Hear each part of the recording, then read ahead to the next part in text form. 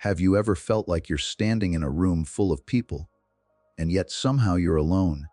Like the conversations you once enjoyed now feel shallow, the jokes feel forced, the connections feel incomplete. You still love them, but you've changed. And no one warned you that awakening would feel like outgrowing your entire world. This is the silent initiation of the awakened empath, not into loneliness, but into evolution. And today, we're going to talk about what really happens when you outgrow everyone and what comes next. Growth is romanticized in books and quotes and late-night motivational speeches. It is painted as light breaking through clouds, as a triumphant rebirth. But no one prepares you for the grief. No one tells you that awakening does not begin with celebration, it begins with loss. There was a time when you knew exactly who you were in every room. You were the stabilizer, the listener, the one who could sense tension before a single harsh word was spoken.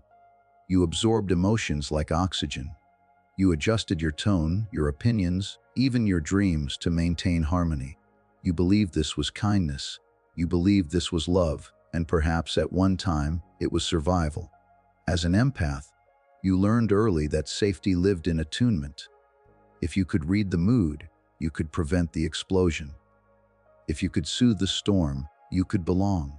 So you sharpened your sensitivity into a tool. You became fluent in the unspoken language of micro, expressions, and subtle sighs. You carried conversations that weren't yours. You apologized for things you didn't do. You became indispensable. But awakening disrupts this invisible contract. It begins quietly. A moment of discomfort you cannot ignore. A heaviness in conversations that once felt normal. A sudden awareness that the laughter around you feels forced, that the affection feels transactional, that the connection feels conditional. You begin to notice the energy behind words. Compliments that carry envy. Advice that hides control. Apologies that lack accountability. You feel manipulation instantly, not because you are cynical, but because you are conscious. The fog has lifted, and what once felt familiar now feels misaligned. And then comes the most destabilizing realization of all. You recognize the patterns not only in others, but in yourself. You see how you volunteered to be the rescuer, how you derived identity from being needed, how your over-giving created imbalanced bonds. This awareness is not gentle. It dismantles the story you told yourself about who you were. Psychological research confirms something profound. As self-awareness increases, tolerance for misalignment decreases. When your inner standards rise, environments that once felt comfortable begin to feel constricting. It is not that the world suddenly became worse. It is that your perception sharpened. Imagine someone who begins healing from chronic people-pleasing. They start saying no. They stop responding instantly to every emotional demand. They allow silence instead of rushing to fix discomfort. Almost immediately, the backlash begins. You've changed. You're distant. You're selfish. The same people who once praised your kindness now resent your boundaries. The same friends who leaned on you endlessly now accuse you of withdrawing.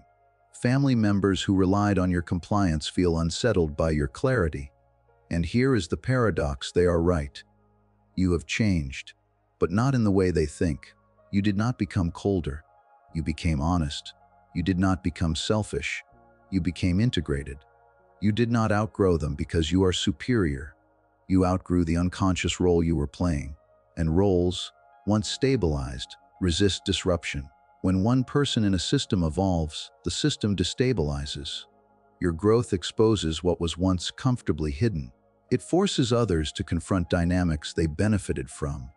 And so your transformation can feel like betrayal, not because you harmed anyone, but because you stopped abandoning yourself. This is the painful realization: you no longer fit where you once belonged. The conversations revolve around gossip that now feels empty. The ambitions discussed feel small compared to the questions stirring in your soul. You crave depth, authenticity, truth, and instead you encounter performance and distraction. It is not that you love these people less. In many ways, you love them more, but your love is no longer fused with self-erasure. And that difference creates distance. You may sit in a familiar room and feel like a stranger. You may listen to voices you've known for years and feel an invisible wall between you. This is not arrogance. It is awareness. You are no longer unconsciously merging with the collective emotional field. You are individuating, and individuation is lonely at first, because belonging once required shape-shifting. Now it requires authenticity, and authenticity cannot be negotiated. There is grief in this stage. Grief for the ease you once had. Grief for the simplicity of not seeing so much. Grief for the version of you who could tolerate misalignment without questioning it. But understand this, you did not lose your place. You shed a mask, and masks, when worn long enough, feel like skin. Removing them can feel like tearing yourself apart. But what remains underneath is real. You are not outgrowing people because you believe you are better. You are outgrowing unconscious agreements that demanded your silence, your shrinking, your overextension. You are releasing identities built on adaptation rather than truth. And yes, that hurts, because growth often feels like betrayal to those who relied on your old version. It unsettles expectations. It rearranges hierarchies. It exposes dependencies.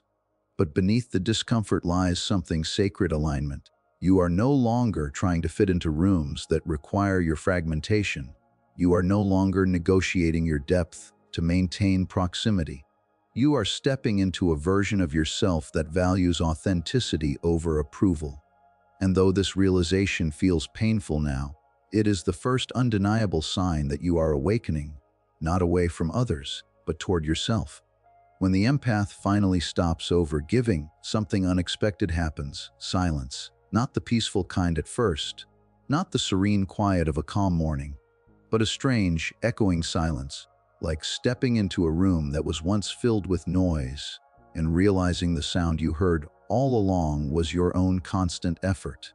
Because if you are not the rescuer, not the mediator, not the emotional sponge who absorbs everyone's pain, then who are you? For years, maybe decades, your identity was woven around usefulness. You were the stable one, the wise one, the one people called at midnight, the one who could translate anger into understanding, chaos into calm. Your value felt undeniable because it was visible. You were needed, and then you stopped. You stopped rushing to fix every conflict. You stopped volunteering emotional labor that no one asked permission to take. You stopped apologizing for boundaries. And suddenly the phone rang less, the praise diminished. The dependency loosened, and in that quiet, an unsettling question rose from the depths: without these roles, what remains? This phase feels like emptiness. It feels like standing in an open field after the house you lived in has been torn down. There are no walls, no furniture, no familiar corners to retreat into, just space. But this is not emptiness. It is deconstruction. Developmental psychology teaches us that major identity shifts often involve a temporary sense of disorientation. When long-held roles dissolve, the ego panics. Even unhealthy identities provide structure. Even painful masks provide familiarity. The mind would rather cling to a dysfunctional certainty than step into an undefined freedom. Think of someone leaving a job that defined them for 20 years. Even if it drained their spirit, even if it constrained their potential, the first days after resignation can feel terrifying. They wake up and think, who am I without this title, without this routine, without people expecting me to perform? The awakened empath faces the same inner void, except the title they are resigning from is far more intimate. They are resigning from being the strong one, from being the understanding one, from being the glue that holds everyone together, and that resignation shakes the foundation of their self-concept. There is a strange grief in realizing that much of who you thought you were was shaped by adaptation. You begin to see how your personality bent around the emotional climates of others, how your preferences were filtered through what would keep peace, how your dreams were postponed because someone else's crisis felt more urgent. You may sit alone and feel unfamiliar to yourself. The urge to check on everyone, the urge to smooth tension, the urge to over-explain. You resist it, and in resisting it you feel lost. This is the collapse. But collapse is not destruction. It is revelation. When a building is demolished, the dust clouds the air, and for a moment, it looks like chaos. But beneath the dust, the ground is being cleared. What was unstable must fall so something stronger can be built. When the false self dissolves, the self constructed from expectations, survival strategies, and unconscious agreements, space is created. Sacred, uncomfortable, powerful space. And space is terrifying to the ego, because in space, there is no script. You can no longer hide inside what others expect. You can no longer introduce yourself through roles. You cannot say, "I am the helper," or "I am the fixer," and feel complete. Those identities feel too small now, too constricting. Instead, you are confronted with raw being. Who are you when you are not performing goodness? Who are you when you are not absorbing everyone's emotions? Who are you when you let others carry their own burdens? At first, the answer may be silence again.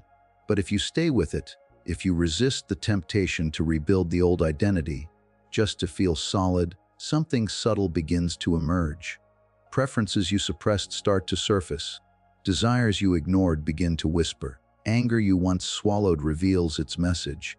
You discover that beneath the role of rescuer was a person with opinions, limits, creativity, hunger for depth. The collapse becomes sacred because it strips away illusion. It shows you that your worth was never meant to be transactional. It was never meant to be earned through exhaustion. It was never dependent on being indispensable. This emergence requires courage.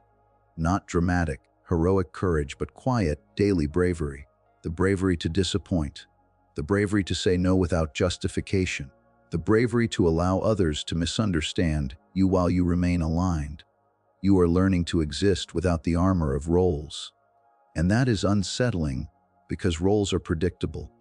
They guarantee a certain response from the world. But authenticity does not guarantee approval. It guarantees truth. In this stage, you may feel like you are floating between identities, no longer who you were, not yet fully who you are becoming. That liminal space can feel unstable, but it is also fertile, because in that in-between, you are no longer reacting. You are choosing. You are not rescuing out of compulsion. You are not mediating out of fear. You are not absorbing pain to secure belonging. You are beginning to act from conscious will rather than unconscious pattern. The silence that once felt empty begins to feel spacious. The void that once felt frightening begins to feel creative. You realize that what collapsed was not your essence. It was your conditioning. And beneath the rubble of old roles, something truer stands, not louder, not more dramatic, but real. You are no longer defined by how much you carry for others. You are discovering who you are when you finally put the weight down. Here is the stage most people misunderstand. After you outgrow your old circle, but before your new one appears, there is a stretch of isolation that feels like wandering through a desert without a map. It is not dramatic. It is not cinematic. It is quiet, heavy, and deeply personal. And it can feel brutal. You scroll through your phone and realize there is no one you can speak to at the depth you now crave. The conversations available to you feel surface level, repetitive, predictable. You try to engage, but something inside you resists. The laughter feels slightly forced. The topics feel distant from the questions stirring in your soul. You attend gatherings and feel like an observer rather than a participant. You watch people perform their roles, the comedian, the critic, the victim, the achiever, and you recognize the masks because you have worn them yourself. You smile, you nod, but internally you feel separate, not superior, just different. This is the loneliness phase, and it whispers dangerous thoughts. Maybe you're too much. Maybe you're too intense. Maybe you've changed in a way that makes connection impossible. Maybe you should shrink again, just a little, to feel included. But this solitude is not punishment. It is recalibration. When you spent years absorbing emotions, adapting to others, and shaping yourself to maintain harmony, your nervous system was constantly activated. You were always scanning, always adjusting, always anticipating. Even in rest, you were subtly working, Now, in the absence of constant emotional noise, your system begins to reset. Neuroscience confirms something profound: time spent in reflective solitude strengthens emotional regulation and clarity. When external stimulation decreases, the brain's default mode network, associated with introspection and self-understanding, becomes more active. Without the barrage of other people's expectations, you begin to hear your own inner voice more clearly. At first, that voice may sound unfamiliar. You may notice thoughts you suppressed, feelings you numbed, desires you postponed. Without the distraction of tending to others, your inner world becomes louder, and that can feel overwhelming. Because when you are no longer merging with the collective emotional field, you are left alone with yourself. But this aloneness is sacred. Think of a caterpillar dissolving inside the cocoon. From the outside, it looks like nothing is happening. It appears still, inactive, suspended. But inside, the structure of the old body breaks down almost entirely. Cells reorganize. New forms emerge. The creature does not simply grow wings, it transforms at a cellular level. The awakened empath needs this cocoon. You cannot carry your old identity into your new life. You cannot build authentic connections while still unconsciously performing for approval. You cannot attract aligned souls while radiating the frequency of self-abandonment. So there is a pause, a necessary, uncomfortable, refining pause. In this space, you learn to sit with your own emotions without outsourcing comfort. You learn to validate yourself without immediate reassurance. You learn to enjoy your own company without feeling defective. And slowly something shifts. The silence that once felt suffocating begins to feel spacious. The empty evenings become creative. The long walks become reflective rather than lonely. You start reading differently, thinking differently, dreaming differently. You realize that many of your previous connections were sustained by who you used to be, not who you are becoming. They were built around shared wounds, shared distractions, shared unconsciousness. As you evolve, those foundations weaken. If you rush back into old dynamics to escape loneliness, you will shrink again. You will laugh at jokes that diminish you. You will agree to roles that exhaust you. You will silence questions that demand exploration. And each time you do, you will feel a subtle betrayal inside. Solitude prevents that regression. It strengthens your tolerance for being misunderstood. It builds resilience against the fear of exclusion. It teaches you that belonging to yourself is more important than belonging everywhere. There will be nights when the ache is real, when you wish for one person who truly sees you, when you wonder if depth will always cost you proximity. That ache does not mean you made a mistake. It means you are between identities, between worlds. This in-between is not empty. It is gestational. You are not alone. You are becoming more discerning about who you allow into your inner world, becoming more honest about what you need, becoming more comfortable with silence, with stillness, with truth. In this cocoon, your sensitivity stops being a burden and starts becoming a compass. You begin to sense which environments expand you and which ones constrict you. You feel drawn toward books, ideas, and spaces that mirror your evolution. And without forcing it, something subtle begins to happen. You encounter one person who speaks your language, one conversation that feels effortless, one connection that does not require you to shrink or overextend. It may be quiet at first, but it feels different, grounded, mutual, conscious. These new connections cannot be rushed. They are not formed out of desperation but resonance. The loneliness phase prepares you for that resonance. It strips away your fear of standing alone, so that when you finally stand with others, it is a choice, not a necessity. You begin to understand that solitude was never the enemy. It was the teacher. It showed you that your worth is not measured by how surrounded you are. It showed you that depth requires patience.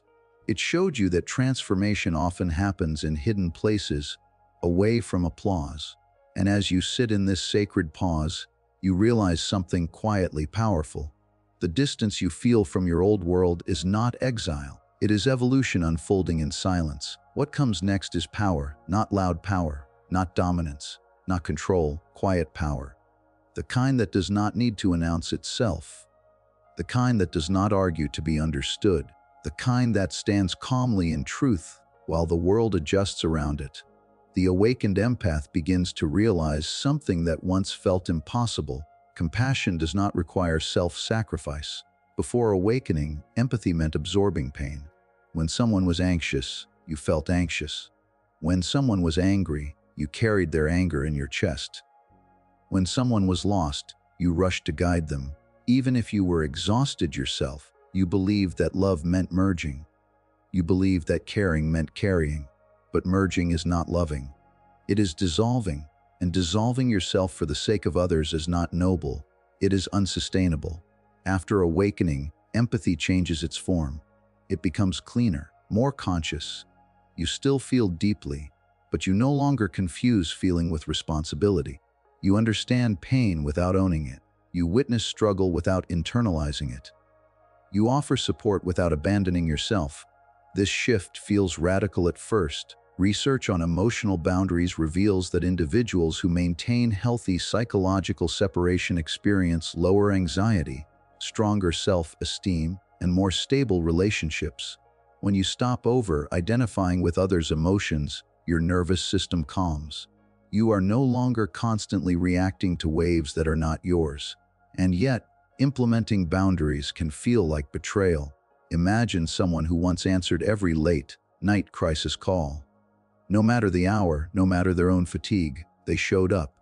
They listened for hours. They solved problems that were not theirs to solve. They felt important because they were needed. Then growth happens. The next time the phone rings at midnight, they pause. They take a breath. And instead of automatically saying yes, they say, "I care about you, but I can't fix this for you." That sentence may shake. It may feel unnatural. It may be followed by silence on the other end. Because when you change the pattern, the system reacts. At first, people resist. Some accuse you of becoming distant. Some try to guilt you back into your old role. Some disappear entirely because the relationship was built on access to your energy rather than mutual exchange. And this is where many empaths falter. The discomfort tempts you to return to your old self, to apologize for your boundary, to over-explain, to soften the line until it disappears. But if you hold steady, something profound begins to unfold. The relationships that remain start to transform. Conversations become more balanced. Responsibility becomes shared. Advice becomes requested rather than assumed. Emotional labor becomes mutual. You discover that boundaries do not weaken connection, they purify it. Without boundaries, relationships are fueled by dependency, unconscious expectation, and emotional fusion. With boundaries, relationships are fueled by respect, clarity, and choice. You are no longer needed out of habit. You are wanted out of authenticity. And here lies the paradox that changes everything. When you stop over-giving, you stop attracting takers. For years, your unconscious willingness to carry others signaled something to the world. It signaled availability without limits. It signaled tolerance without consequence.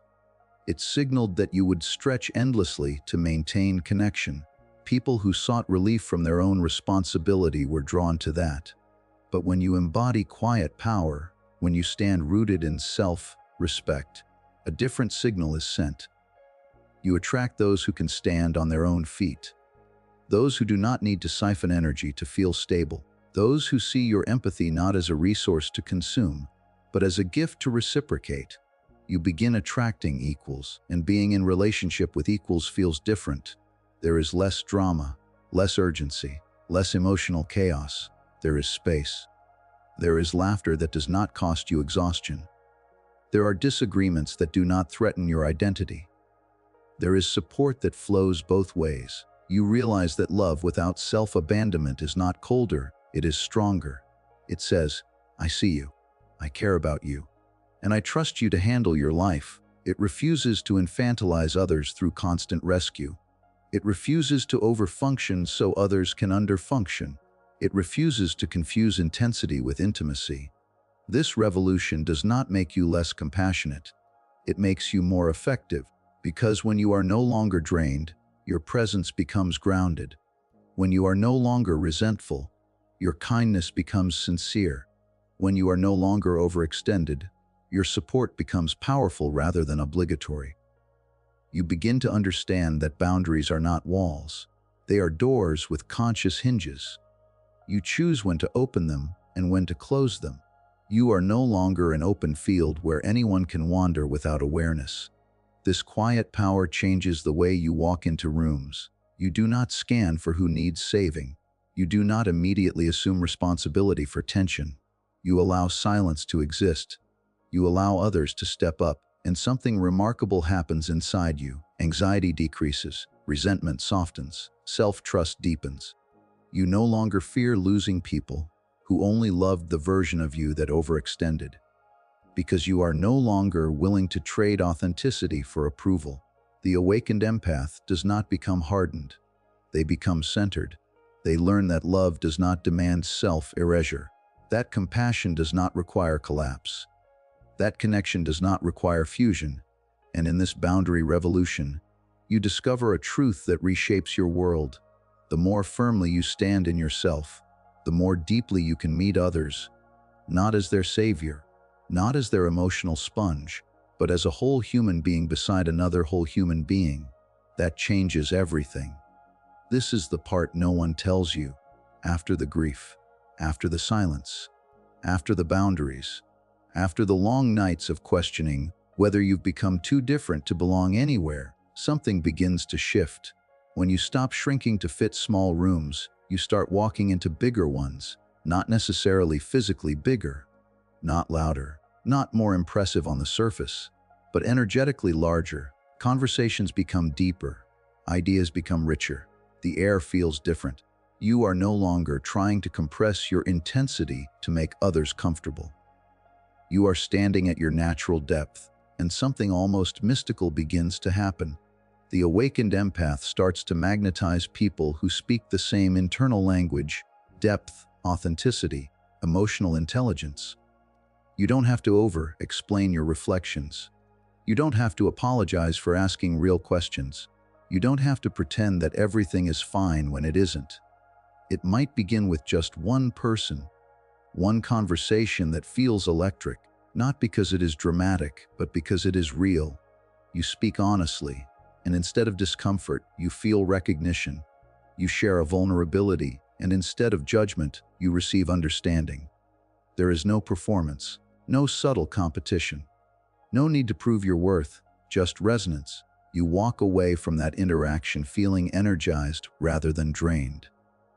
That is how you know it is different. A friendship forms that does not revolve around shared wounds but shared growth. A partnership emerges that is built on truth rather than need. You are not completing each other's broken pieces. You are meeting as two individuals who have done the work to stand on their own. This is alignment. And beyond relationships, something even greater begins to stir within you: purpose. For years, your sensitivity may have felt like a burden. You felt too much. You noticed too much. You were overwhelmed by atmospheres others seemed unaffected by. You questioned why you couldn't just be normal, less intense, less perceptive. But after awakening, you begin to see your sensitivity differently. It was never a flaw. It was training. Training to see what others ignore. Training to feel what others suppress. Training to detect subtle shifts in energy, tone, and truth. The very traits that once made you feel out of place now reveal themselves as tools. Many empaths, after this inner transformation, find themselves drawn toward work that transforms pain into meaning. Some move into creative expression, writing, art, music, because they can translate emotional complexity into beauty. Some step into leadership, not through dominance, but through emotional intelligence and vision. Some enter healing professions, counseling, coaching, or teaching, because they understand the human psyche from lived experience. Others build businesses rooted in authenticity, refusing to participate in systems that reward superficiality. They create communities, platforms, spaces where depth is welcomed rather than silenced. Post-traumatic growth research reveals something extraordinary. Individuals who consciously process emotional pain often develop increased resilience, stronger relationships, and a deeper sense of purpose. When suffering is not avoided but integrated, it becomes fuel. Your past confusion becomes clarity. Your loneliness becomes discernment. Your boundaries become strength. You realize that every stage of outgrowing your old world was preparing you for this expansion. You were not losing people. You were refining your environment. You were not becoming isolated. You were becoming selective. You were not too much. You were becoming precise about where your energy belongs. Purpose does not arrive as a lightning strike. It unfolds gradually. You begin to notice what moves you. What angers you in a way that feels like a call to action? What inspires you deeply enough to endure difficulty? What kind of conversations make you lose track of time? And slowly, your life reorganizes around that inner compass. The awakened empath understands something crucial: belonging is not about being accepted everywhere. It is about being aligned somewhere. When you outgrow everyone, it can feel like exile at first. But in truth, it is initiation. You are stepping out of unconscious collectives and into conscious connection. Your tribe may be smaller than you imagined, but it will be truer. It will not demand that you fragment yourself. It will not reward your self-abandonment. It will celebrate your wholeness. And in that wholeness, you no longer seek approval to validate your path. You no longer dilute your insight to maintain comfort. You no longer chase spaces that require you to shrink. Instead, you move with quiet certainty. You understand now that your sensitivity was never meant to trap you in emotional chaos. It was meant to sharpen your perception, to deepen your compassion without dissolving your identity, to prepare you to guide where others hesitate. Because once you have navigated your own shadow, you can walk beside others without fear. Once you have survived loneliness, you do not cling to unhealthy connection. Once you have built boundaries, you can love without losing yourself. This is the expansion. It is not about becoming superior. It is about becoming aligned. It is about living in environments that match your internal evolution. It is about using your depth as contribution rather than concealment. When you outgrow everyone, it is not the end of belonging. It is the beginning of resonance. And resonance does not require you to shrink. It requires you to stand fully in who you have become and trust that those meant to walk with you will recognize the frequency. If you are in the phase where you feel disconnected, misunderstood, between worlds, know this: you are not failing at connection. You are evolving beyond unconscious patterns. Outgrowing people is not arrogance, it is alignment. And what comes next is not isolation, but resonance. The awakened empath does not end up alone. They end up surrounded by fewer people, but deeper souls. So if you feel like you've outgrown your old world, don't shrink. Grow into the new one waiting for you.